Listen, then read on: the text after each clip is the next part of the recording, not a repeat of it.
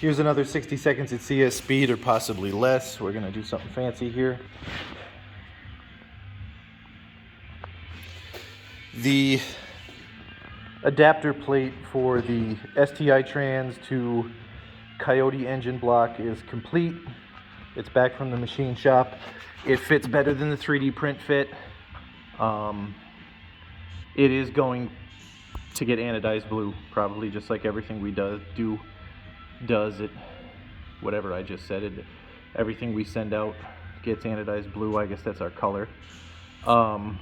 It's going to be hard for you to see because I know there's a lot of people out there that are like, you can't line.